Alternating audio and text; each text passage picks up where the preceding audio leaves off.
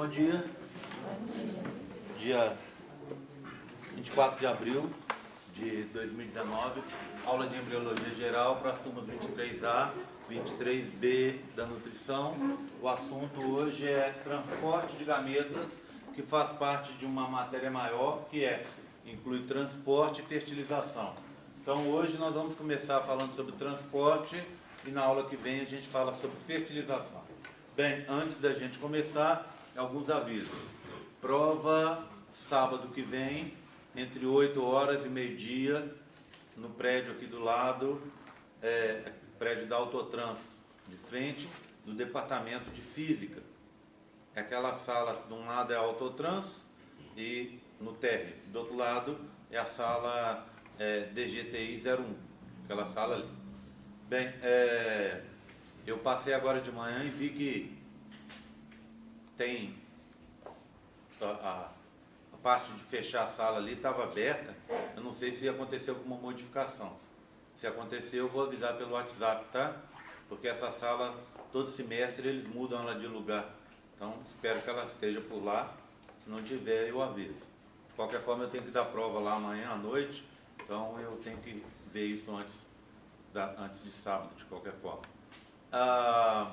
Pessoal que entrou na quarta chamada e o pessoal que conversou comigo e eu liberei algum questionário, eu vou reabrir depois da prova, tá? Porque eu esqueci de conversar com o pessoal da biologia. Quando acabou a aula, alguém veio me perguntar, mas o pessoal já tinha saído. Então não adianta, por exemplo, eu abrir para vocês e faltar o pessoal da biologia, eu ter que reabrir. Então fica um pouco complicado. Essa semana e no mais tardar semana que vem, eu vou colocar a frequência no SIG.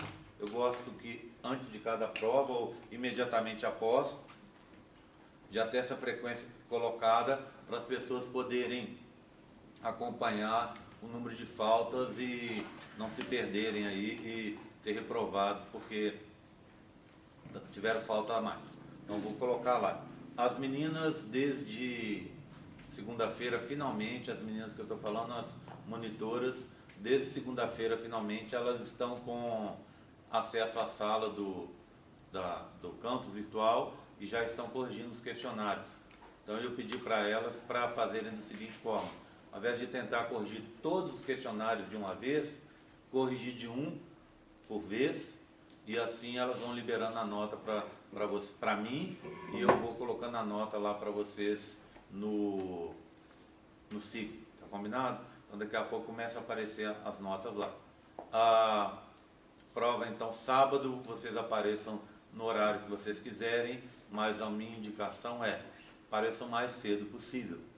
Mesmo que você chegue e tenha fila lá na porta, é melhor você chegar um pouquinho mais cedo e ter mais tempo para fazer a prova, tá? Eu não vou pegar no pé de ninguém em relação ao horário. A única mensagem que eu preciso deixar ao meio-dia eu vou embora. Então, se você chegar às 11h30, você tem meia hora para fazer a prova. Se você chegar 15 para meio-dia, você tem 15 minutos.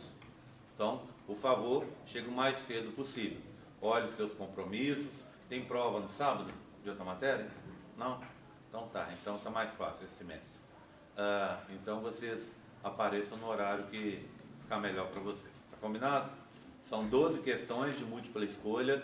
Dá para fazer facinho, mas na hora de fazer a prova, muita atenção, porque é aí que o bicho pega. Tem gente que acha que você de múltipla escolha é mais fácil, porque a resposta está ali. Realmente a resposta está. Mas você tem que ler direitinho para não se confundir e achar que uma resposta errada é certa. Então, toma cuidado com isso. Combinado? Mais alguma coisa? A gente vai conversando pelo WhatsApp, tá?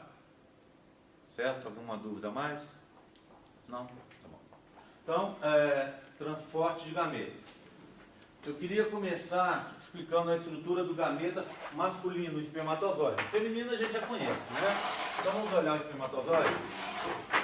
Primeira coisa que eu tenho que falar do espermatozoide é a menor célula em volume do corpo humano. Se você pegar uma célula, ela tem em torno de, em média, 5 micrômetros. O que é um micrômetro? 1 micrômetro, 1000 micrômetros dá 1 milímetro. Tá? A nossa acuidade visual, ou seja, o que a gente consegue ver, está em torno de 100 a 200 micrômetros. Por isso a gente não consegue ver uma célula. O núcleo da célula equivale a 10% do volume dela. Ou seja, citoplasma 90, núcleo 10%. Estou contando isso para dizer que um volume equivalente é ocupado pelo espermatozoide. Então, se você olhar um espermatozoide humano, ele tem as seguintes partes.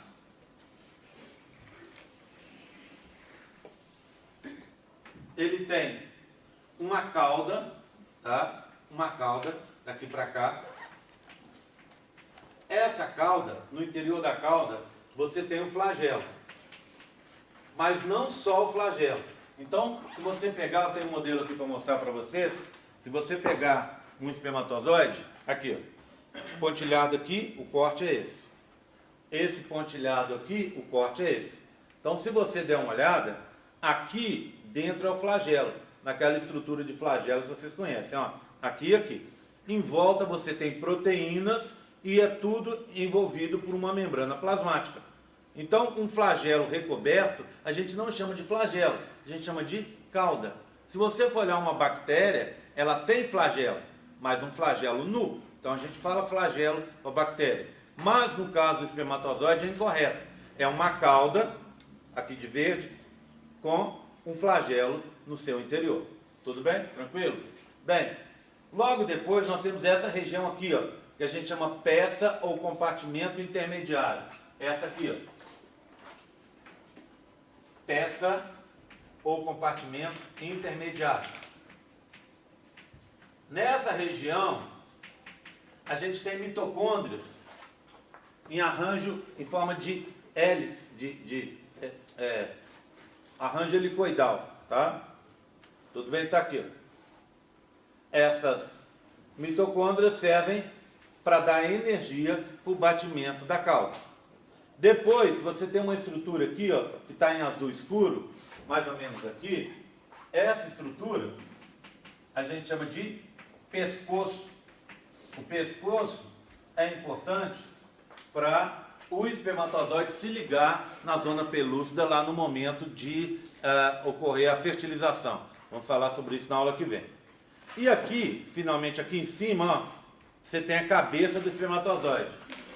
Cabeça. Na cabeça, você tem poucas organelas, porque o espermatozoide, basicamente, é um veículo de transporte. Ele vai servir só para levar os cromossomos até o local da fecundação.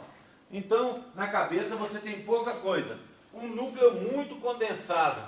Esse núcleo condensado, a gente chama de picnótico. Picnus é cor, não é isso? O núcleo picnótico é um núcleo muito colorido. Lembra que a cor do núcleo é natural, por causa da cromatina. Então, quando você junta essa cromatina, ele fica mais colorido ainda. Vamos lembrar o que é a cromatina. A cromatina é um termo de histologia ou de citologia que a gente dá os cromossomos. Quando a gente fala cromossomo, a gente está falando de genética. Quando a gente fala cromatina, a gente está falando naquela visualização que você tem dos cromossomos lá no microscópio, tá? Então, se você olhar um cromossomo, o que você tem nele? Você tem DNA com carga negativa e tem histonas, em grupos de 8, que a gente chama octâmeros de histonas. O que são histonas? Proteínas com carga positiva, que fazem esse arranjo e que aonde o DNA vai se enrolar, tá? Então essas histonas servem para empacotar o DNA e ao mesmo tempo para inativar a carga negativa do DNA, já que as histonas têm carga positiva. As histonas empacotam o DNA, mas ao mesmo tempo permitem a leitura do DNA. Então, dentro das minhas células, todo o DNA está empacotado com histona, para evitar a repulsão, já que o DNA tem carga negativa. Se você põe carga negativa com carga negativa, a tendência é ter uma repulsão e você arrebentar essa cromatina ou esses cromossomos. Ok? Bem, legal. Só que aqui, nesse núcleo muito condensado, você não tem estonas. Ao invés de você ter DNA mais estonas, você vai tirar as estonas e vai colocar proteínas menores, chamadas protaminas, tá? Essas proteínas menores, elas conseguem condensar mais o DNA.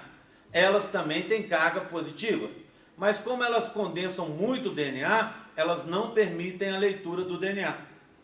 Tudo bem, pensa aí nisso como um veículo de transporte. Então, ele não vai precisar ter leitura de DNA depois que ele sair lá do epidídimo, tá bom? Então, ele saiu do epidídimo, amadureceu. Lá no epidídimo, lembra aquela fase que eu falei que ele fica amadurecendo lá, entra na cabeça, vai para o corpo e fica estocado lá na cauda do epidídimo? Enquanto ele está ali, ele está amadurecendo. Está acontecendo a síntese de proteínas lá, ali dentro, a retirada das estonas e colocação das protaminas, a absorção de proteínas que são produzidas pelo epidídimo e levadas aí para dentro. Tudo isso está acontecendo. Depois que saiu de lá, não tem mais sentido. O espermatozoide vai durar pouco tempo e vai ser utilizado só para transportar, tá? Transportar os cromossomos. Então, protaminas. À frente aqui, ó, você vai ter uma estrutura que é uma junção de lisossomos. Lisossomos a gente conhece, né? Organelas intracelulares que têm enzimas. A gente tem a união de dezenas, centenas de lisossomos aqui, numa estrutura que a gente chama acrossomo, ou capuz acrossômico. Está aqui. Vai ser importante para atravessar a zona pelúcida. E por último, aqui atrás, vocês lembram disso aqui, ó? Aquela organela na forma de T, que a gente antes chamava de quê? Centrossomo.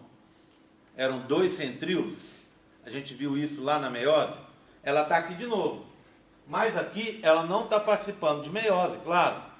Tá? Como ela não está participando de meiose, ela recebe um outro nome. Ao invés da gente chamar de centrossomo, a gente chama de corpo basal. E a partir desse corpo basal é que vai surgir o flagelo que vai seguir aqui para trás. Tá bom? Tudo bem? Aqui, ó, eu tenho aqui pequenininho para mostrar para vocês. Então tá aqui a cabeça do espermatozoide. Aqui de rosa seria o acrossomo, de laranja o núcleo e atrás do núcleo o corpo basal, tá? Da onde está surgindo o flagelo. Então vou colocar aqui. Coloco ele aqui de volta. Isso aqui é assim, não deveria estar saindo. Deveria até sair, mas com um pouco mais de dificuldade. Entrou torto, deixa ele torto, depois eu arranjo. Bem, primeiro modelo para a prova 2. Primeira matéria para a prova 2. Tudo bem? Bem, seguindo, tranquilo com isso? Então esse é o gameta masculino que a gente precisava ver. Outra coisa que a gente precisa ver é o mecanismo da ereção. Porque sem ter ereção, não tem como ocorrer penetração. E aí não tem como ocorrer relação sexual. Então a ereção é extremamente importante para a gente entender o que vai vir a seguir. Tá? Bem, o mecanismo bioquímico está explicado ali, ó. Você tem estímulos que chegam em neurônios específicos, tá? Esses neurônios vão agir nas células endoteliais. Lembra o que é endotélio? É o epitélio dos vasos sanguíneos, tá? Então, neurônios ativados liberam neurotransmissores que vão ativar as células endoteliais do pênis. Essas células vão produzir um mensageiro que se chama óxido nítrico. Esse óxido nítrico, ele vai dentro das células ali da região dos corpos cavernosos, a gente vai ver daqui a pouquinho, esse óxido nítrico vai transformar um mensageiro intracelular, que é o GTP, parente do ATP, não é isso? Só que o GTP até serve para produção de energia, mas ele é mais conhecido como um importante mensageiro intracelular.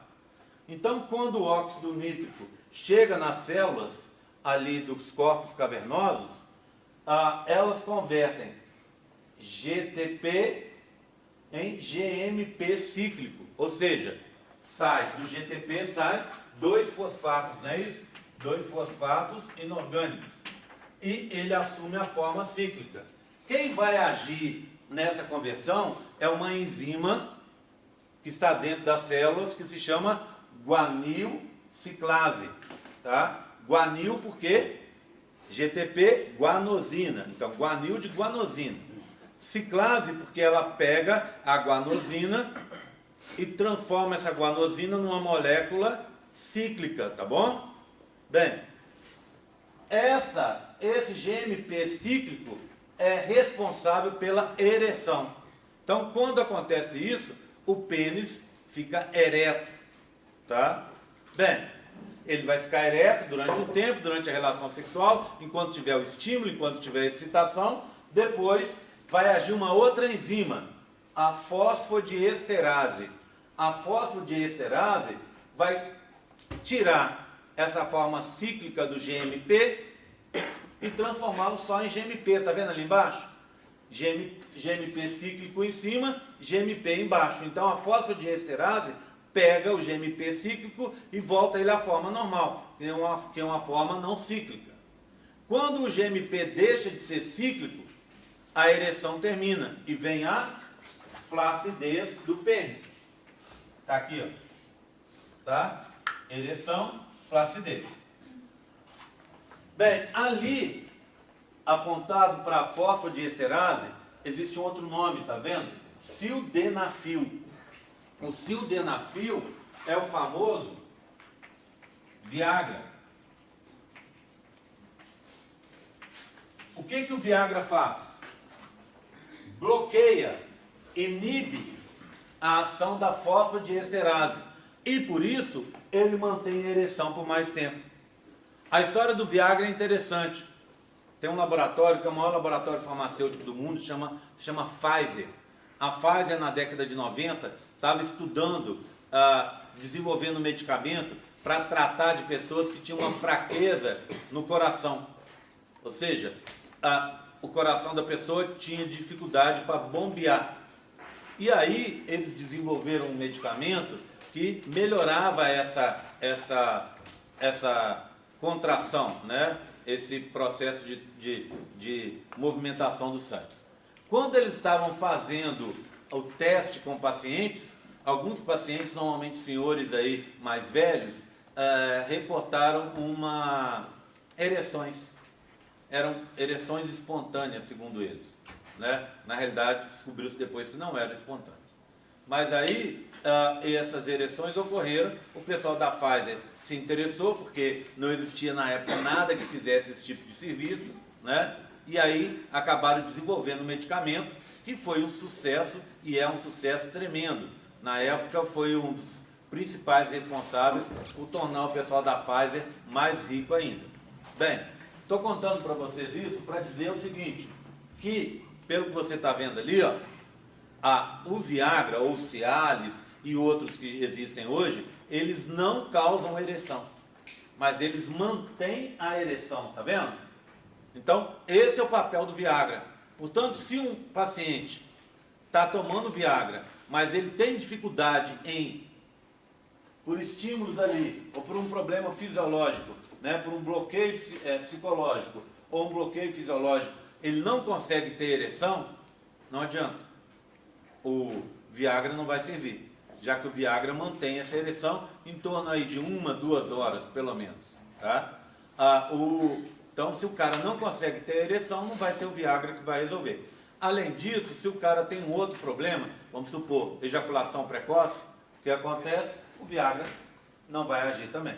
De qualquer forma, o Viagra acabou sendo um medicamento, e é um medicamento super importante, e as pessoas sempre estão interessadas em saber como ele funciona. Tá? Então ele age nesse mecanismo da ereção, mantendo essa ereção, e não causando ereção. Toda vez que eu falo de Viagra, é importante lembrar, porque a gente tem muitos meninos aqui, é importante lembrar que Viagra não é um medicamento para uso recreacional. Aliás, nenhum medicamento é, né? O que é uso recreacional? É você tomar sem receita e sem precisar. Você está correndo um sério risco, porque o Viagra, lembra que eu contei para vocês que ele foi desenvolvido para pessoas que tinham problema no coração? Então, ele faz uma vasoconstrição. E se a pessoa tem um entupimento de vasos, quando tem a vasoconstrição, ela pode ter um ataque cardíaco. E ataque cardíaco não dá só em gente mais velha, não. Dá em gente jovem também. E que muitas vezes tem um monte de entupimento, né? Um monte de placas de ateroma aí, nem sabe que tem. Então, não deve ser tomado. Para você tomar um Viagra, você vai no médico, o médico vai te pedir exames, ver se a sua circulação está tudo normal, se está tudo funcionando bem, e aí ele vai prescrever o Viagra para você. Outra coisa, o Viagra, em casos mais raros, em torno de 1 a 2%, causa priapismo. O que é o priapismo? É quando o pênis fica ereto e não consegue, tem dificuldades para retornar ao estágio de flacidez. Isso faz com que o sangue fique parado do pênis por mais tempo do que deve. Isso acaba gerando calor, coceira, dor extrema, né? E se você deixar, dá necrose. E dá necrose que vai fazer com que o cara perca o pênis dele, ou, pior ainda, perca a vida. Que essa necrose pode começar ali e se espalhar pelo corpo. Tá? Então, acontece de vez em quando, alguém tem que ir correndo para o pronto-socorro com o pênis ereto, que não consegue fazer com que esse pênis fique flácido. Aí chega lá, eles têm que dar um medicamento para uma estamina, alguma coisa assim, para melhorar o fluxo sanguíneo, para que o cara consiga voltar ao estágio normal. Agora imagina você tendo um problema desse, num acampamento lá no meio do mato. Como é que fica? Né? Então, assim, você pode até dizer, Gerry, mas é só 1 ou 2% dos casos. É verdade. Mas eu não quero isso para mim, nem ter a leve chance de acontecer. Portanto, eu acho que para a gente tomar, quem quiser tomar é bacana, ajuda demais, mas tem que passar no médico antes. Tudo bem em relação a isso? Agora eu queria mostrar aqui para vocês como acontece o mecanismo da ereção propriamente dito. Se você for olhar o pênis, então esse aqui é um pênis em corte, tá? Você tem o quê? Aí eu tenho até um outro modelo que eu queria mostrar, deixa eu só pegar aqui. Tá? Esse aqui, resolveu. Esse é o modelo que eu já mostrei para vocês, só que eu falei que eu ia detalhar a estrutura interna do pênis depois, né? Então tá aqui. Se você abre, você tem duas estruturas em cima. Eu pedi para fazer um corte aqui, tá vendo? Que é esse de cá, e pedi para fazer um corte aqui atrás, ó, tá? Para a gente poder ver. Então, se você olhar, o pênis tem duas estruturas aqui indicadas em vermelho, que a gente chama de corpos cavernosos. São eles que vão se encher de sangue. E embaixo tem uma outra estrutura que a gente chama corpo cavernoso da uretra ou corpo esponjoso. Por isso, a uretra, quando passa aqui dentro, a gente chama ela de uretra esponjosa. Às vezes você vê isso no livro, tá? Tudo bem? O que acontece aqui na cabeça do pênis? Olha, você tem uma ampliação dessa uretra. É o que a gente chama de fossa navicular. É aqui que eu contei para vocês que ficam parados a maioria dos espermatozoides. Lembra que eu contei quando eu falei da ação da glândula, da bulba uretral ou da glândula de Cooper? Essa aqui, ó, que ela lava a uretra, mas que ela carrega espermatozoides que estão na uretra e pode causar gravidez indesejada, né? Aí o que acontece? Esses espermatozoides ficam parados ao longo aí de glândulas que tem na uretra. Essas glândulas servem para lubrificar a uretra e para proteger a uretra, porque na uretra passa a urina. E a maioria alguns espermatozoides ficam parados nos ductos dessas glândulas. E outros espermatozoides ficam parados, o principal local onde eles ficam parados, presos, é nessa abertura maior aí perto da cabeça do pênis, que a gente chama de glande, não é isso? A glande é aquela parte do pênis, que a gente popularmente chama de cabeça, e que tem a pele, que é o prepúcio, que é coberta pela pele, aquela pele retrátil, tá? Bem, então ali tem uma ampliação da uretra que a gente chama de fossa navicular, e ali ficam parados muitos espermatozoides quando o cara ejacula, esses espermatozoides que podem causar essa gravidez indesejada aí, inesperada, tudo bem? Tranquilo? Então, vista essa estrutura, eu tenho ela para mostrar para vocês maior. Olha aqui, ó. Em corte, eu tenho os dois corpos cavernosos e o corpo esponjoso aqui, ou cavernoso da uretra. Essa é a uretra passando. Em volta do pênis, esse modelo a gente fez, mas essa semana eu estava pensando em refazê-lo, porque eu queria, tem algumas coisas que eu preciso mostrar, e quando eu começo a ter que mostrar com os dedos alguma coisa do modelo, inventar alguma coisa, é porque o modelo está faltando alguma coisa. Em volta aqui, ó, a gente tem uma cápsula de tecido conjuntivo, de colágeno. Essa cápsula é rígida e serve para proteger o interior do pênis. Tá? Tá aqui. Aí o que acontece? Quando o pênis está assim, legal. Quando ele ficar cheio de sangue, ele vai ficar, os corpos cavernosos vão se espremer aqui na cápsula, que é rígida, né? Colágeno. Então, esse mecanismo de essa prensagem dos corpos cavernosos na cápsula é que acaba causando a ereção por esse mecanismo que eu acabei de mostrar para vocês. Então, se você olhar, você tem o quê? Chegando lá no pênis, vasos sanguíneos, tá vendo? Vasos sanguíneos. Artérias, que essas artérias vão cuidar dessa região aqui, ó, levar sangue para essa região. Aí quando acontece o mecanismo, o sangue vaza, sai dos vasos, vaza dos vasos e cai nos espaços intersticiais aqui nessas caverninhas. Aí o que acontece? Quando você está tendo a ereção, mais sangue entra do que sai. Mais você tem um fluxo, também saindo. O sangue não pode ficar parado. Quando você está tendo a ereção, no momento que o seu pênis está ereto, a quantidade que entra é igual à quantidade que sai. Tem uma equivalência. E quando ele vai ficar flácido, acontece o contrário. Mais sangue sai do que entra. E aí, o que acontece? O sangue sai por esses vasos que estão aqui, ó, que são veias, em azul. Repara numa coisa. As artérias, olha a disposição delas, tá vendo? Aqui você tem uma cápsula de tecido conjuntivo aqui em cima e elas não são afetadas por esse alargamento dessa estrutura. Já as veias são, porque as veias estão nessa disposição aqui, ó, tá vendo? Perpendicular ao pênis, enquanto as artérias estão no arranjo paralelo.